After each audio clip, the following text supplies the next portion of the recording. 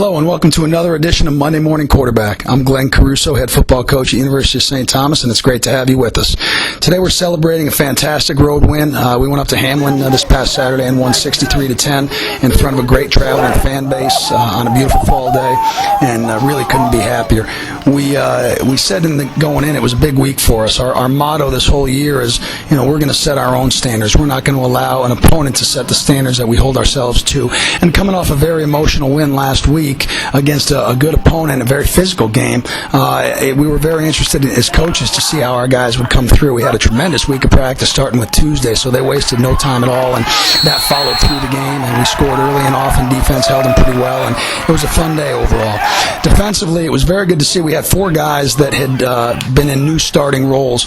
We had a couple injuries, and we ended up losing one of our D linemen early in the game, and those guys stepped up tremendously well. We played with some freshmen and sophomores. Great team defense, but the thing that really stuck out was probably the tackling of our secondary. We knew that Hamline was going to come out and throw short passes, and we were okay with letting them catch those passes as long as we were going to make sure that when they caught that ball that they were going to get hit. And Jeffrey Hilliard, Brian Villar, Brady Irvin, Kirk Bagley, and Chris Kopp, those guys did a wonderful job of covering up the ball and covering up and making the tackle as soon as they were breaking on their routes. So not a whole lot of explosive plays on the day. I think as a secondary we only missed one tackle in the pass game, which made us feel very good.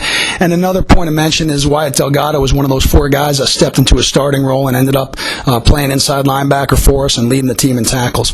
Offensively, it was a bit of a banner day. We had 68 plays and about 600 yards of offense, 350 rushing, 250 passing. We usually are not too concerned about yardage, but it's not too often that you hit the 600-yard mark. Again, very good games by both Ben Wortman and Colin Tobin as they both continue to go over 100 yards, and I think that makes 13 performances of 100-plus yards by a running back in the last 10 games, and that's probably most attributed to the offensive line unit that's really coming together, playing very tough, very physical, and I would say the unsung heroes of the offense are probably the tight ends. We have five of them. We played all five in the game throughout the entire game yesterday, and they all played very consistently. So in addition to productivity, we have a lot of depth there, and we feel very good about that. Fritz Rohrvogel caught 2 touchdown passes from Greg Morse, who was our offensive player of the game. Greg, he threw 2 touchdowns. He threw for 200-something yards, about 70% completion. But what was most impressive to us was that we took 0 sacks, and we had 0 turnovers. So on the year, we're still sitting pretty well in terms of protection, and we hope that continues. On the special teams, our punt block unit finally earned their name. We blocked a punt off the edge. Jeffrey Hilliard came clean, took it right off the punter's foot, and in addition to that, our pressure forced a couple bad snaps, and we tackled the punter twice behind the line of scrimmage. So that was very good to see, and I think we also set a record for 9 PATs in the game, which is the University of St. Thomas record as well.